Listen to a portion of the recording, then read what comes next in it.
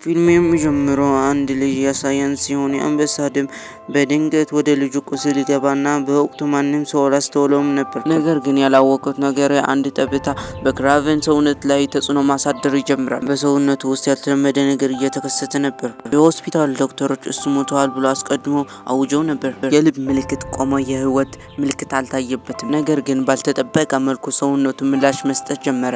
ልቡ እንደገና በኃይል መምታት ጀመረ፣ ወደ ህይወትም ተመለሰ። ዶክተሮቹ ሙሉ በሙሉ ደነገጡ። ክራቨን ከሆስፒታል ከወጣ በኋላ ወደ ሳር ቦታው ለመመለስ ከፍተኛ ፍላጎት አሳደረ። ሁሉም ነገር የተጀመረበት ቦታ ነበርና አንበሳውን እንደገና ማግኘት ፈለገ።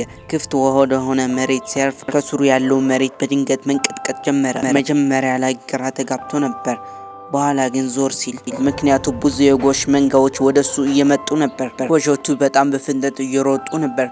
እሱም ለማምለጥ ጊዜ አልነበረበትም።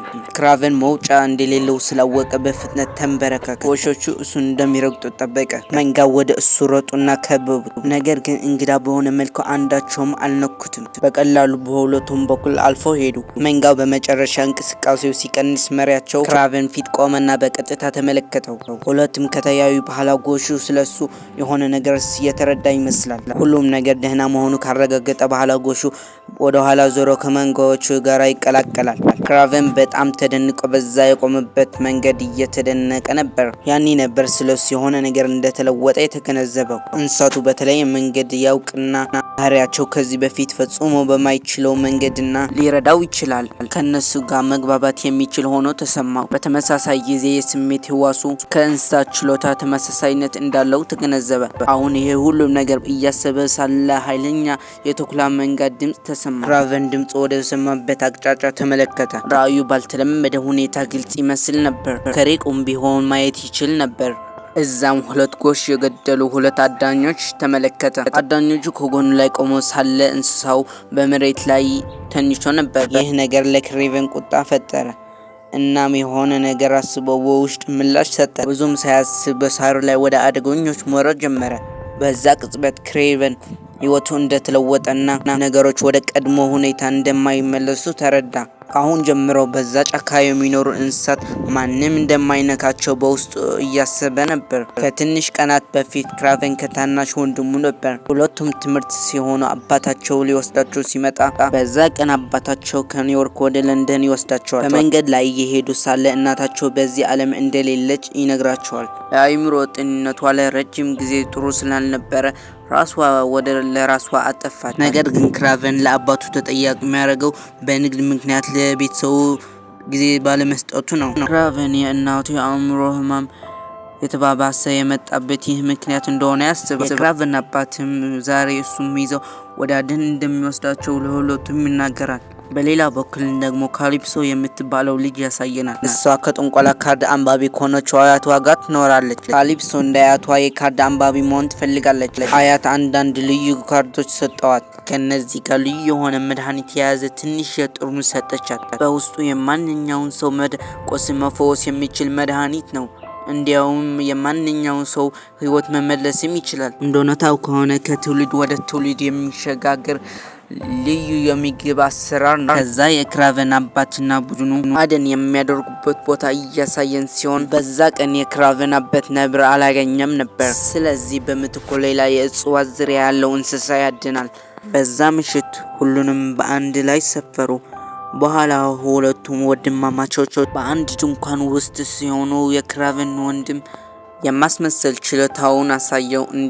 እንዲያው የማንኛውን ሰው ድምጽ ለመምሰል ልዩ ኃይል አለው። ክራቨን ይህ በማግኘቱ በጣም ይወደዋል። በማግስቱ ጠዋት እንደገና ነብሩን ለማዳን ተነሱ። በዚህ ቅጽበት ሌላ አዳኝ ወደ ክራቨን አባት ቀርቦ በሁለቱም አጋርነት እንዲፈጥሩና አብረው እንዲያድሩ አጋርነት ጠየቀ። ይሁን እንጂ የክራቨን አባት ራሱ ከዛ ሰውዬ የበለጠ አዳኝ ሆኖ ስለሚያስብ በግልጽ እምቢ ይላል። ይህ በእንዲህ እንዳለ ክራቨንና ወንድሙ እየተነጋገሩ ታዩ። በውይይታቸው ወቅት ከቡድኑ ተለይተው ጠልቀው ወደ ጫካው ይገባሉ። በድንገት አንድ አንበሳ ተከሰተ። ክራቨን ሽጉጥ ስለያዘ ከወንድሙ በፊት ቆመ። ነገር ግን አንበሳ በድንገት ዞሎ ወረወረው። አባቱ የክራቨን ድምጽ ሲሰማ ወዲያው ወደዛ ቦታ ደረሰና አንበሳውን በጥይት መተኮስ ጀመረ። ይሁን እንጂ አንበሳው ክራቨንን በመንጋው ይዞ ከቦታው ሸሸ። በተመሳሳይ ጊዜ ከቤተሰቧ ጋር ለአደን የወጣችው ካሊፖሲያ እንመለከታለን። ለድንገት የቆሰለ ልጅ እዛ ቦታ አየችና ልጁ ደግሞ ክሬቨን ነው ወደ እሷ እያለችው ልዩ መድኃኒት የማንም ሰው ቆስል መፈወስ የሚችልን ያንን መድኃኒት ለክራቨን እንዲጠጣ ትሰጠዋለች። ክሬቨን ለኃይለኝነቱ ያገኘው በዚህ መንገድ ነው። አሁን ታሪኩ ከ16 ዓመት በፊት እየተጓዘ ነው። አንድ ቫን ነዳጅ ለመሙላት በማደያ ላይ ቆመዋል። እንደ እውነቱ ከሆነ ብዙ እስረኞች የያዘ የፖሊስ ቫን ነው። ሁሉንም እስረኞች ለአጭር ጊዜ ወደ ውጭ ወጥተው ፎቻ እንዲሰማቸው ተፈቀደላቸው። ነገር ግን ሁሉም ሰው ሲመለስ አንድ የፖሊስ መኮንን 0864 የተባለ እስረኛ ክራቨን ወደ ቫን እንዳልተመለሰ አወቀ። ፖሊሱ ወደ መጸዳጃ ቤት ሲሄድ ክሬቨን እዛ ቆማ አየ። ከዚህ በኋላ ሁሉንም እስረኞች ወደ እስር ቤት ይወሰዳሉ። በማግስቱ ጠዋት ክሬቨን የአካል እንቅስቃሴ ብቃት ሲያደርግ በጣም አደገኛ የሆኑ በጣም ኃያል እስረኞች እሱን ለማጥቃት ወደዛ ቦታ መጡ። ነገር ግን ክራቨን በኃይለኛ ቀጥቅጦ አሸነፋቸው። ከዛ በኋላ ክራቨን ወደ እስረኛ ኃላፊ ሳምሶን ጋር ተወስዶ እዛ መቆየት ከፈለገ በስነ ምግባር መቆየትና ትዕዛዙን መከተል እንዳለበት ነገረው። ክራቨን የአንበሳ ቆዳ እዛ መሬት ላይ እንደተዘረጋ አስተዋለ። ክራቨን እንስሳት በዚህ መንገድ መገደል የለባቸው ይላል። ሳምሶን በክሬቨን በጣም ተናዶ ስለነበረ ወረረው።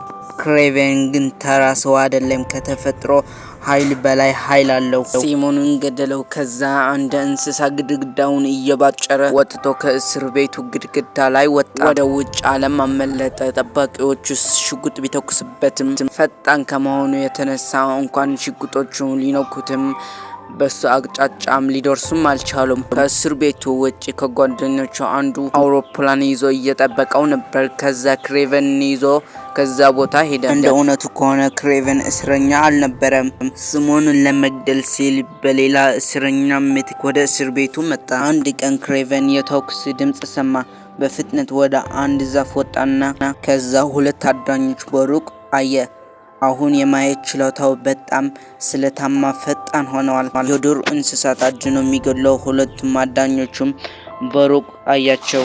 ወደ እነሱ ሄዶ እስካሁን ያረዱት እንስሳቶች ይቅር እንደሚላቸው ተናገረ። ነገር ግን እዚህ ሌላ እንስሳ ቢገድሉ አያድናቸውም። አዳኞቹ እየቀለደ እንደሆነ ያስባሉ፣ ሊተኩሱበትም ይሞክራሉ። ክሬቨን ግን በጣም ፈጣን ስለሆነ ሁለቱም በአጭር ጊዜ ይገድላቸዋል። ታሪኩ ወደ አሁን ጊዜ ይመለሳል። ክሬቨን ከእስር ቤት ካመለጠ በኋላ ቀደም ሲል ይኖርበት ወደ ነበረ ሩሲያ ወደሚገኘው ተመሳሳይ መቅደስ ተመልሰዋል። በማግስቱ ጠዋት ሌላ የተኩስ ድምጽ ሰማ። ሁለት አዳኞች ለማደን ወደዚያ ቦታ እንደመጡ ተገነዘበ። አዳኞቹ ብዙ እንስሳት ወደ መኪናቸው እየጫኑ ሊሄዱ ባሉበት ጊዜ ነገር ግን ክሬቨን በሆነ መንገድ ወደ ተሽከርካሪያቸው ደረሰና ሁሉንም ገደለ። እንዲያውም ክሬቨን በውስጡ የአንበሳ ዲኤንኤ አለው። በአንድ መንገድ እሱ የዚህ ጫካ ንጉስና የዚህ ቤተ መቅደስ ንጉስ ነው። ክሬቨን የብዙ አዳኞች ማስታወሻ የጻፈበትን ደብተር ያገኛል። ስሙ በዛ ማስታወሻ ውስጥ የተጻፈው እያንዳንዱ አዳኝ እንደሚገድል ወስነዋል። ሌላ በኩል ደግሞ አሁን ጠቃሚ የሆነችው ካሊፕሶ ታሳየናለች። አንድ ቀን በሲሞን ጥቃት ከደረሰባት በኋላ የተገደለችው የጓደኛዋ የቀብር ስነ ስርዓት ትገኛለች። ሲሞን ክራቨን በእስር ቤት ውስጥ የገደለው ሰውዬ ነው። አሁን ክራቨን ሊያገኛት በአንድ ወቅት በጫካው ውስጥ ህይወቱን ያተረፈለት እሱ እንደሆነ ነገራት። እንዲያውም ካሊፖስ ህይወትን ካተረፈ በኋላ ቶሮ ጋርዶች አንዱ እዛ ቦታ ትታ ነበር። ክራቨን ያወቀችው በዛ የጥንቆላ ካርድ ምክንያት ነው። ክሬቨን ጓደኛዋ የገደለ ሰው እንደተበቀለላት ነገራት። ወደ እስር ቤት ሄዶ ገደለው። መጀመሪያ ካሊፖሲያ አላመነችም ነበር። ነገር ግን ወደ ቤቷ ሄዶ ኢንተርኔት ስትፈትሽ ሳይሞን በእስር ቤት ውስጥ ሰዎች አዳኝ ብሎ ከሚጠሩ ሰው እንደተገደለ ታያለች። ይህ ሰው ክፉ ሰዎችን የሚያድን ሰው ነው። ከዚህ በኋላ ክሬቨን ማመን ስለጀመረት እንደገና አገኘችው። ክሬቨን ዝርዝሩ እንዳለውና ክፉ ነገር የሚያደርጉ ሰዎች ንጹህ እንስሳቶች የሚገድሉና የሚሸጡ ስም ዝርዝር እንዳለው ይነግራታል። ሁሉንም እንደሚያስወግዳቸው ይነግራታል። ጠንቀቃ እንደሆነችና ስለዚህ ወንጀለኞች ነግሮ እንድትረዳው ይነግራታል። የተሳሳተ ነገር የሚያደርጉ ነገር ግን በህጉ መቀጣት የማይችሉ ክሬቨን እንደነዚህ የመሰሉ ሰዎችን መቅጣት ይፈልጋል። ካሊፖሶ ልትረዳው ተስማማች። በሌላ በኩል ደግሞ አሌክስ የተባለው ጨካኝ አዳኝ ያሳየናል። እሱ በአንድ የክራቨን አባት በአንድ ቀን አግኝቶ በአንድ ላይ እናድን ያለው ሰውዬ እሱ ነው። የክራቨን አባት ግን ፈቃደኛ አልሆነም። አሁን ከአሌክስ ሰዎች አንዱ አዳኝ የሚባል አዳኝን የሚገድል እንዳለ ነገረው። ይሁን እንጂ አሌክስ ስለዚህ ጉዳይ ምንም ግድ አልሰጠበትም። በምትኩ ቀደም ሲል መሪያቸው ሲሞን የነበረበት ተመሳሳይ የወንጀለኞች ቡድን ለመገናኘት ወደ እስር ቤቱ ይሄዳል። አሁን መሪያቸው እንደሞተና ስለዚህ አሁን ቦታው እንዲተካ እንደሚፈልግ ይናገራል። አንዳንዶቹ በዚህ ይስማማሉ፣ አንዳንዶቹ ደግሞ በዚህ ሳይስማሙ ቆርተው ጥይት መተኮስ ጀመሩ። ነገር ግን ጥቂቶቹ በአሌክስ ላይ ምንም ተጽዕኖ የላቸውም። የአሌክስ ተኳሽም እዛ ቦታ ተደብቆ ይገኛል። እናም አሌክስ እንደመሪያቸው አርጎ ለማየት ያልተቀበሉ ሁሉንም ይገላቸዋል። ከዚህ በኋላ ክራቨን በዚህ ቀን ልደቱ ስለሆነ ወንድሙን ለማግኘት ወደ ቦታው ይሄዳል። አባቱን ፈጥኖ ወደዛ ቦታ ደርሶ ክራቨን አግኝቶት ወደ ቤተሰብ ተመልሶ ኖርማል ህይወት እንዲኖር ይነግረዋል። ነገር ግን ክራቨን በግልጽ እምቢ አለ። ከዛም በኋላ ሶስቱም አብረው ተቀምጠው መጠጥ እየጠጡ ነበር። በማግስቱ ጠዋት ክራቨን ወደ ወንድሙ ክፍል ሲገባ ወንድሙ እዚህ እንደሌለ አየ። በአልጋው ወረቀት ላይ የደም ጠብታዎች አሉ። እንዲያውም አንዳንድ ሰዎች ወንድሙን አግተው ይዘው ጠፍተዋል። ክራቨን አሳዳቸው እዛ ቦታ ሲደርስ ነገር ግን ወንድሙ ወደ ሄሊኮፕተር ጭነው ወስደው ነበር። ክራቨን ሊያስቆማቸው ቢሞክርም ሊሳካለት አልቻለም። በኋላ ላይ ወንድሙ ከጠለፉ ሰዎች መካከል አንዱ የቱርክ ሰው እንዳለና ሁሉም ከሱ 20 ሚሊዮን እየጠበቁ እንዳለ ክራቨን ይደርስበታል። ክራቨን ወደ አባቱ ሄዶ 20 ሚሊዮን እንደሚያስፈልገው ይነገራል። አባቱ ግን በግልጽ እምቢ ይለዋል። ምክንያቱም ለእሱ መስገድ ስለማይፈልግ። ከዚህ በኋላ ወደ ካሊፖሶ ሄዶ እንደ እውነቱ ከሆነ ያንን የቱርክ ሰውዬ ማግኘት ይፈልጋል። በዚህ ቅጽበት የት እንደሚያገኘው ከአንድ ሰው መረጃ ያገኛል። እናም ክራቨን አሁን ወደዛ ቦታ ደረሰ። ያ ሰው በብዙ ሰዎችም ተከበዋል። ሆኖም ግን ክራቨን አንዳቸውም ሊቋቋሙት አይችሉም። ሁሉም አሸንፈው በመጨረሻ ላይ የቱርክ ሰውዬው ጋር ደረሰ። ክራቨን ስለ ወንድሙ ሲጠይቀው የቱርክ ሰውዬው በዚህ ቅጽበት ወንድሙ ከአሌክስ ጋር እንደሆነ ነገረው። በሌላ በኩል ደግሞ በአሁኑ ጊዜ ክራቨን ወንድም ከሱ ጋር ያለውን አሌክስ እናሳያለን። አሌክስ ከሱ ጋር እንዲተባበር ነገረው። ክራቨን አባታቸው በቅርቡ ጊዜ እንደሚገድላቸው ይናገራል። ስለዚህ አሌክስ ጋር ቢቀላቀል የተሻለ ይሆናል። ልዩ ኃይል እንደሚሰጠው ቃል ገብቶለታል። የክራቨን ወንድም ይሄ ሲሰማ ስለ ጉዳዩ ማሰብ ጀመረ። እንዲህ እንዳለ ክራቨን ከካሊፖሶ ወደ ቦታው ሲመለስ እንመለከታለን። ይህ ላለፈው 16 ዓመት የነበረበት ቦታ ነው። አሁን ደግሞ አሌክስ በማንኛውም መንገድ መግደል ይፈልጋል። ልክ በዛም ቅጽበት አሌክስ ሰዎች ሊገድሉት ደረሱ። እንዲያውም የክራቨን ወንድም አሌክስ ስለዚህ ቦታ ነግሮት ነበር። ለዛም ነው የአሌክስ ብዙ ሰዎች ወደዚህ የመጡት። ይሁን እንጂ የጫካው እንስሳት ክራቨንን ይረዱታል። ምክንያቱም ሁሉም እንስሳት ንጉሳቸው አድርገው ያስቡታል። ነገር ግን ከአጥቂዎች መካከል ማንም ሰው መዋረድ የሚፈልግ ሰው አለ።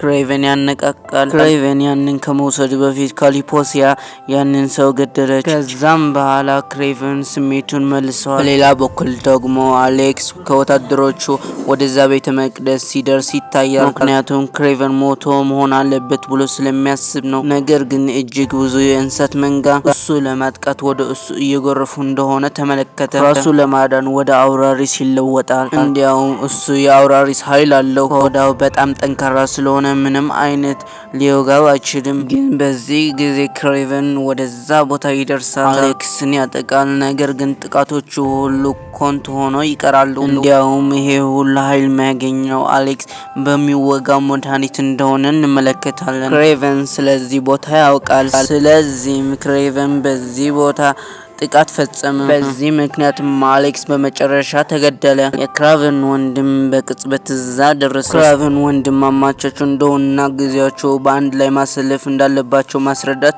ይጀምራል። ከዛ በኋላ ክራቨን አባቱን ለማግኘት ሲሄድ እንመለከታለን። ብዙ እንስሳቶችን እንደገደለና በክሬቨን ማስታወሻ ደብተር ስሙ እንዳለ ይናገረዋል። ክሬቨን ሁሉንም አዳኞች ማለት ይቻላል እንደገደለ እናም አባቱ አደን እንደሚያቆም እንደሚናገር ተናገረ። ከልጅነቱ ጀምሮ አዳኝ እንደሆነና ክራቨን ቢገድለውም እንዳዳኝ ይናገራል። ከዛ በኋላ ክራቨን ከዚህ ወጣ። ወዲያውኑ ድብ መጥቶ የክራቨን አባት ገደለው። እንደ እውነቱ ከሆነ ድቡ ይህንን ያደረገው በክራቨን ትዕዛዝ እንደሆነ እንመለከታለን። ከአንድ ዓመት በኋላ ክራቨን በልደቱ ወንድሙን ለማግኘት እንደሄደ እንመለከታለን። ክራቨን የአባታቸው ስራ ስላልቀጠለና አዳኝ ስላልሆነ በእሱ እንደኮራበት ተናገረ። ነገር ግን ወንድሙ ይህ የተሳሳተ ግንዛቤ እንደሆነ ይነግረዋል። የቤተሰባቸው ውርስ መተው እንደማይችልና ክራቨን በእሱ መንገድ ላይ እንደማይቆም የተሻለ መንገድ እንደሆነ ይነግረዋል። በዛ ቅጽበት ቅርጹ ተቀይረው ወደ ክራቨን ተቀየረ። ይህ ያገኘው አዲስ ኃይል ሲሆን ለአሌክስ የአውራሪስ ኃይል የሰጠው ነው። ያ ዶክተር አንድ ሰው በሰውነቱ ቢወጋ የተፈጥሮ ችሎታ ብዙ ጊዜ የሚያበዛ ሴረም አለው። የክራቨን ወንድም ዲሜትሪ የብዙ ሰዎችን ድምጽ ማምሰል ችሎታ ስለነበረው ሴረም ወደ ሰውነቱ ሲወጋ ኃይሉ በጣም እየጨመረ መጣ። አሁን የቅርጽ ኃይል አግኝተዋል። ወደ ማንኛው ሰው እንዲለወጥ ያስችለዋል። የክራቨን አሁን ሌላ ጠላት ከፊቱ አለ ማለት ነው። ፊልሙ እንደተመቻችሁ አልጠራጠርም። እንደዚህ አዳዲስ ፊልሞችን እንሰራላችሁ። ቪዲዮውን ላይክ፣ ቻናሉን ሰብስክራይብ በማድረግ አበረታቱኝ። በቀጣይ ቪዲዮ እስከምንገናኝ ድረስ ይመቻችሁ።